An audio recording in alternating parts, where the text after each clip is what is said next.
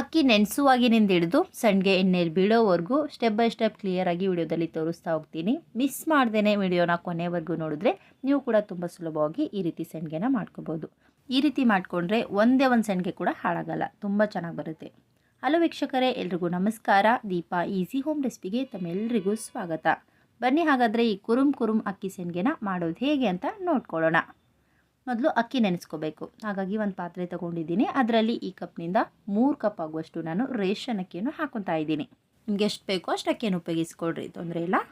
ಈಗ ಇದರಲ್ಲಿ ನೀರು ಹಾಕಿ ಒಂದು 2 ರಿಂದ 3 ಬಾರಿ ಬೇರೆ ಬೇರೆ ನೀರಿನಲ್ಲಿ ನೀಟಾಗಿ ವಾಶ್ ಮಾಡ್ಕೊಳ್ಳೋಣ. ಈ ಅಕ್ಕಿಯನ್ನು 2 ದಿನದವರೆಗೂ ನೆನೆಸಿಟ್ಕೊತಾ ಇದ್ದೀನಿ. ನಿಮಗೂ ಟೈಮ್ ಇದ್ದರೆ 2 ರಿಂದ 3 ದಿನದವರೆಗೂ ನೆನೆಸ್ಕೊಳ್ರಿ. ಅಕ್ಕಿ ಎಷ್ಟು ಚೆನ್ನಾಗಿ ನೆನೆಯುತ್ತೆ ನೋಡಿರಿ, ಸಣ್ಣಗೆ ಎಣ್ಣೆಲಿ ಬಿಟ್ಟಾಗ ಅಷ್ಟೇ ದೊಡ್ಡದಾಗುತ್ತೆ. ನೆನಪಿರಲಿ, ಅಕ್ಕಿಯನ್ನು 2 ದಿನದವರೆಗೂ ನೆನೆಸಿಟ್ಟಾಗ ಪ್ರತಿದಿನ ಬೆಳಿಗ್ಗೆ ಸಂಜೆ 2 ಬಾರಿ ಬೇರೆ ಬೇರೆ ನೀರಿನಲ್ಲಿ ನೀಟಾಗಿ ವಾಶ್ ಮಾಡಿ ಮತ್ತೆ ಬೇರೆ ನೀರು ಹಾಕಿ ನೆನೆಸಿಟ್ಕೋಬೇಕು. ಆಗ ಅಕ್ಕಿ ಯಾವುದೇ ರೀತಿ ಸ್ಮೆಲ್ ಆಗಲ್ಲ. ನೋಡಿ, ಚೆನ್ನಾಗಿ ವಾಶ್ ಮಾಡಿ ಬೇರೆ ನೀರಿನಲ್ಲಿ ನೆನೆಸಿಟ್ಕೊತಾ ಇದ್ದೀನಿ. 2 ದಿನದವರೆಗೂ ಹಾಗೆ ಬಿಟ್ಬಿಡೋಣ. 2 ದಿನ ನೆನೆಸಿಟ್ಟಾಗ ಪ್ರತಿದಿನ 2 ಬಾರಿ ನೀಟಾಗಿ ವಾಶ್ ಮಾಡಿ ಬೇರೆ ನೀರಿನಲ್ಲಿ ನೆನೆಸಿಟ್ಟಿದ್ದೆ. ನೋಡಿರಿ, ಯಾವುದೇ ರೀತಿ ಸ್ಮೆಲ್ ಇಲ್ಲ. 2ನೇ ದಿನ ರಾತ್ರಿ ಟೈಮಲ್ಲಿ ಅಕ್ಕಿನ ತೋರಿಸ್ತಾ ಇದ್ದೀನಿ ನಿಮಗಿಲ್ಲಿ. ತುಂಬ ಚೆನ್ನಾಗಿ ಅಕ್ಕಿ ನೆನೆದು ರೆಡಿಯಾಗಿವೆ. ಈಗ ಇನ್ನೂ ಒಂದು ಸಲ ಬೇರೆ ನೀರಿನಲ್ಲಿ ನೀಟಾಗಿ ವಾಶ್ ಮಾಡಿ ಅಕ್ಕಿನ ಉಪಯೋಗಿಸ್ಕೊಳ್ಳೋಣ. ತುಂಬ ದಿನದವರೆಗೂ ನೆನೆಸಿಟ್ರೆ ಅಕ್ಕಿಯನ್ನು 4 ರಿಂದ 5 ಬಾರಿ ಆದರೂ ನೀಟಾಗಿ ವಾಶ್ ಮಾಡಿನ ಉಪಯೋಗಿಸ್ಕೊಳ್ರಿ. ನೋಡಿ, ಚೆನ್ನಾಗಿ ವಾಶ್ ಮಾಡಿದ್ಮೇಲೆ ಮಿಕ್ಸಿ ಜಾರ್ನಲ್ಲಿ ಹಾಕೊತಾ ಇದ್ದೀನಿ. ರುಬ್ಲಿಕ್ಕೆ ಎಷ್ಟು ಬೇಕೋ ಅಷ್ಟಷ್ಟು ಮಾತ್ರ ಹಾಕೊಳ್ರಿ. ಆಮೇಲೆ ರುಬ್ಲಿಕ್ಕೆ ಎಷ್ಟು ಬೇಕೋ ಅಷ್ಟಷ್ಟು ಮಾತ್ರ ನೀರನ್ನ ಹಾಕಿ ಸ್ಮೂತಾಗಿ ರುಬ್ಕೊಂಬರೋಣ. ದೋಸೆ ಹಿಟ್ಟಿನ ಥರ ಹಿಟ್ಟು ಸ್ಮೂತಾಗಿರಬೇಕು, ತರಿಯಾಗಿರಬಾರ್ದು. ನೋಡಿ, ಚೆನ್ನಾಗಿ ರೆಡಿಯಾಗಿದೆ. ಈಗ ಇದನ್ನು ಒಂದು ಅಗಲವಾದಂಥ ಪಾತ್ರೆಯಲ್ಲಿ ಹಾಕೊಳ್ಳೋಣ. ಈ ಹಿಟ್ಟೇನು ಉಬ್ಬಲ್ಲ, ಯಾವ ಪಾತ್ರೆಯಲ್ಲಿ ಇಳಿಸುತ್ತೋ ಆ ಪಾತ್ರೆಯಲ್ಲಿ ಹಾಕ್ಕೊಳ್ರಿ. ಇದೇ ರೀತಿ ನೆನೆಸಿರುವಂಥ ಎಲ್ಲ ಅಕ್ಕಿಯನ್ನು ರುಬ್ಬಿ ಹಿಟ್ಟನ್ನು ರೆಡಿ ಮಾಡ್ಕೊಳ್ಳೋಣ. ಎಲ್ಲವನ್ನು ರುಬ್ಬೋದ್ಮೇಲೆ ಬೇಕಂದರೆ ಒಂದು ಸಲ ಮಿಕ್ಸ್ ಮಾಡಿಕೊಡ್ರಿ, ಇಲ್ಲಾಂದರೆ ಹಾಗೆ ಮುಚ್ಚಿಟ್ರು ನಡೆಯುತ್ತೆ. ನೋಡಿರಿ, 2 ದಿನದವರೆಗೂ ಅಕ್ಕಿಯನ್ನು ನೆನೆಸಿ 2ನೇ ದಿನ ರಾತ್ರಿಯಲ್ಲಿ ಈ ರೀತಿ ರುಬ್ಬಿ ಮೇಲ್ಮುಚ್ಚಿ ಬೆಳಿಗ್ಗೆವರೆಗೂ ನೆನೆಲಿಕ್ಕೆ ಬಿಡ್ತಾ ಇದ್ದೀನಿ. 3ನೇ ದಿನ ಬೆಳಿಗ್ಗೆ ಹಿಟ್ಟನ್ನು ಚೆಕ್ ಮಾಡ್ಕೊತಾ ಇದ್ದೀನಿ. 2 ದಿನದವರೆಗೂ ನೆನೆಸಿರೋದ್ರಿಂದ ಅಕ್ಕಿ ಚೆನ್ನಾಗಿ ಹುಳಿ ಬಂದಿರುತ್ತೆ. ಬರೀ ಅಕ್ಕಿ ಹಿಟ್ಟಾಗಿರೋದ್ರಿಂದ ಗಟ್ಟಿ ಥರ ಕೆಳಗಡೆ ಇರುತ್ತೆ, ನೀರಿನಂಶ ಎಲ್ಲ ಈ ರೀತಿ ಮೇಲೆ ಬಂದಿರುತ್ತೆ. ಈ ರೀತಿ ನೀರು ಬಂದಿರೋದನ್ನು ನಾವು ಹೊರಗಡೆ ತೆಗೆದ್ರೆ ಇದರಲ್ಲಿರುವಂಥ ಹುಳಿ ಅಂಶ ಎಲ್ಲ ಕಡಿಮೆ ಆಗುತ್ತೆ. ಹಾಗಾಗಿ ಎಲ್ಲ ನೀರನ್ನ ತೆಗೆದು ಮಿಕ್ಸ್ ಮಾಡ್ಕೊಳ್ಳೋಣ.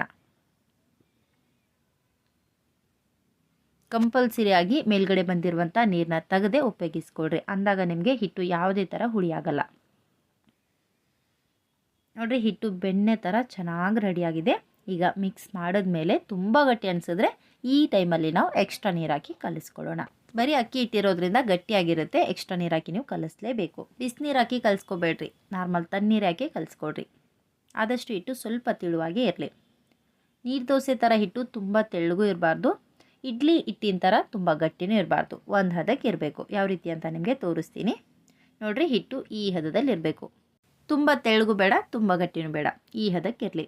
ನೋಡಿ, ಚೆನ್ನಾಗಿ ರೆಡಿಯಾಗಿದೆ. ಈಗ ಈ ಹಿಟ್ಟನ್ನು ಒಂದು ಸಲ ಅಳತೆ ಮಾಡ್ಕೊಂಬಿಡೋಣ. ನೋಡಿರಿ, ಒಂದು ಬೌಲ್ನಲ್ಲಿ ಅಳತೆ ಮಾಡ್ಕೊತಾ ಇದ್ದೀನಿ. ನೀವು ಯಾವುದಾದ್ರೂ ಕಪ್ನಲ್ಲಿ, ಗ್ಲಾಸ್ನಲ್ಲಿ, ಬೌಲ್ನಲ್ಲಿ ಯಾವುದರಿಂದನಾದರೂ ಅಳತೆ ಮಾಡ್ಕೋಬೋದು. ನೋಡಿರಿ, 1 ಬೌಲ್ ಆಗುವಷ್ಟು ಹಿಟ್ಟು ಬಂದಿದೆ. ಈಗ ಬೇಯಿಸೋದು ಹೇಗೆ ಅಂತ ನೋಡ್ಕೊಳ್ಳೋಣ. ಈ ಕಡೆ ಸ್ಟವ್ನ ಆನ್ ಮಾಡಿ ಒಂದು ಅಗಲವಾದಂಥ ಪಾತ್ರೆ ಇಟ್ಕೊಳ್ರಿ. ಹಿಟ್ಟು ನೀಟಾಗಿ ಮಿಕ್ಸ್ ಆಗಬೇಕು ಅಂದರೆ ಅಗಲವಾದಂಥ ಪಾತ್ರೆ ಬೇಕಾಗುತ್ತೆ.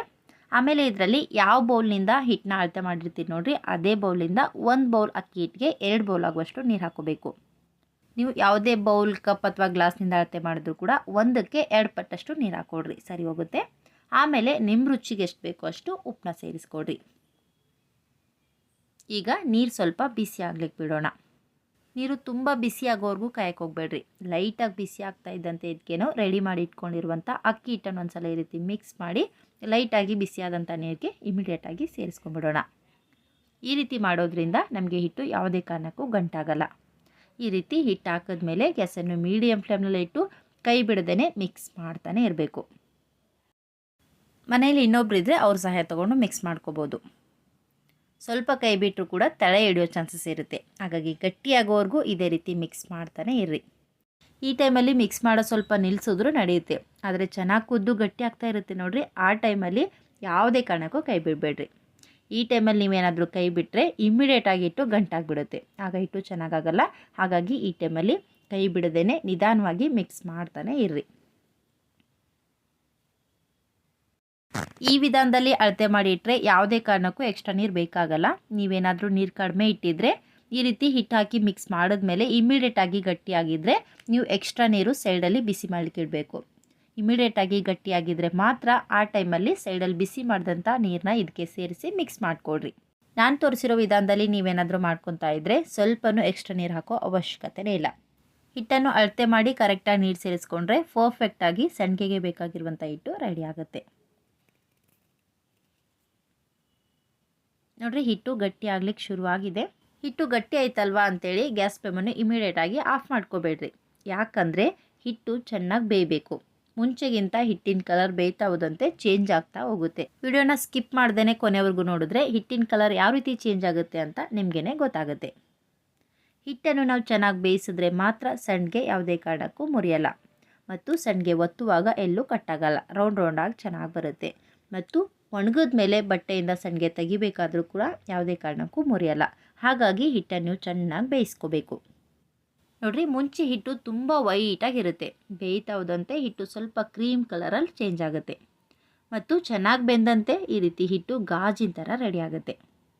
ನೋಡಿರಿ, ಚೆನ್ನಾಗಿ ರೆಡಿಯಾಗಿದೆ. ಈಗ ಕೊನೆಯಲ್ಲಿ ಒಂದೇ ಒಂದು ಸ್ಪೂನಷ್ಟು ಜೀರಿಗೆನ ಸ್ವಲ್ಪ ತರಿತರಾಗಿ ಕುಟ್ಟಿ ಹಾಕೊತಾ ಇದ್ದೀನಿ. ನೀವು ಕುಟ್ಟದೇನೆ ಹಾಗೆ ಕೂಡ ಹಾಕೋಬೋದು, ನಡೆಯುತ್ತೆ. ಈಗ ಇದನ್ನು ಒಂದು ಸಲ ಮಿಕ್ಸ್ ಮಾಡ್ಕೊಳ್ಳೋಣ.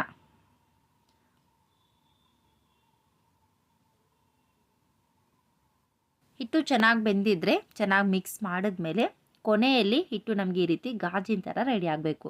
ಅಂದಾಗ ಹಿಟ್ಟು ಪರ್ಫೆಕ್ಟಾಗಿ ರೆಡಿಯಾಗಿದೆ ಅಂತ ಅರ್ಥ. ನೋಡಿ, ತುಂಬಾ ಚೆನ್ನಾಗಿ ರೆಡಿಯಾಗಿದೆ. ಆಮೇಲೆ ಕೈಗೆ ಸ್ವಲ್ಪ ತಣ್ಣೀರನ್ನ ಹಚ್ಚಿ ಎಡ್ಜಸ್ಸಲ್ಲಿ ಮೇಲ್ಗಡೆ ಇರುವಂಥ ಹಿಟ್ಟನ್ನ ತೆಗೆದು ಈ ರೀತಿ ಒಳಗಡೆ ಹಾಕ್ಕೊಡ್ರಿ. ಹಾಗೆ ಬಿಟ್ಟರೆ ಹಿಟ್ಟೆಲ್ಲ ಒಣ್ಕೊಳ್ಳುತ್ತೆ. ಹಾಗಾಗಿ ಎಲ್ಲ ಹಿಟ್ಟು ತೆಗೆದು ಈ ರೀತಿ ಒಳಗಡೆ ಹಾಕಿ ಗ್ಯಾಸ್ ಫ್ಲೇಮನ್ನು ಆಫ್ ಮಾಡಿ ಮೇಲೆ ಮುಚ್ಚಿ ಒಂದು 5 ನಿಮಿಷ ಹಾಗೆ ಬಿಟ್ಬಿಡ್ರಿ. 5 ನಿಮಿಷ ಆದಮೇಲೆ ಹಿಟ್ಟು ತೊಗೊಂಡು ಟೆರೆಸ್ ಮೇಲೆ ಬಂದಿದ್ದೀನಿ. ನೋಡಿರಿ, ಸಂಡಿಗೆ ಮಾಡಲಿಕ್ಕೆ ಈ ರೀತಿ 2 ಪ್ಲೇಟ್ಸನ್ನು ನಿಮಗೆ ತೋರಿಸ್ತಾ ಇದ್ದೀನಿ. ನೀವು ಯಾವುದ್ರಲ್ಲಾದರೂ ಮಾಡ್ಕೋಬೋದು. ನಾನು ಸ್ವಲ್ಪ ದಪ್ಪ ಹೋಲ್ಸಿರುವಂಥ ಪ್ಲೇಟ್ಸನ್ನು ಉಪಯೋಗಿಸ್ತಾ ಇದ್ದೀನಿ. ನೀವು ಬೇಕಂದರೆ ಚಿಕ್ಕ ಚಿಕ್ಕ ಹೋಲ್ಸಿರುವಂಥ ಪ್ಲೇಟ್ಸನ್ನಾದರೂ ಉಪಯೋಗಿಸ್ಕೋಬೋದು. ಈಗ ಈ ಪ್ಲೇಟ್ಸನ್ನು ಚಕ್ಲಿ ಒಳಗೆ ಜೋಡಿಸಿ ಈಗ ಇದರಲ್ಲಿ ಹಿಟ್ಟು ಹಾಕೊಳ್ಳೋಣ. ಹಿಟ್ಟಿನ ಪಾತ್ರೆ ಮೇಲೆ ಮುಚ್ಚಿರುವಂಥ ಪ್ಲೇಟ್ಸನ್ನು ಪೂರ್ತಿಯಾಗಿ ತೆಗಿಬೇಡ್ರಿ. ಈ ರೀತಿ ಅರ್ಧದಷ್ಟು ಮಾತ್ರ ತೆಗೀರಿ. ಪೂರ್ತಿಯಾಗಿ ತೆಗೆದ್ರೆ ಹಿಟ್ಟು ಬಿಸಿಲಿಗೆ ಬೇಗನೆ ಒಣಗುತ್ತೆ. ಹಿಟ್ಟು ಒಣಗಿದ್ರೆ ಸಂಡಿಗೆ ಅಷ್ಟು ಚೆನ್ನಾಗಿ ಬರಲ್ಲ. ಹಾಗಾಗಿ ಈ ರೀತಿ ಅರ್ಧದಷ್ಟು ಮಾತ್ರ ತೆಗೆದು ಎಷ್ಟು ಬೇಕೋ ಅಷ್ಟು ಹಿಟ್ಟನ್ನು ಚಕ್ಲಿ ಒಳಗೆ ಹಾಕಿ ಆಮೇಲೆ ಮತ್ತೆ ಪ್ಲೇಟನ್ನು ನೀಟಾಗಿ ಕ್ಲೋಸ್ ಮಾಡ್ಕೋಬೇಕು.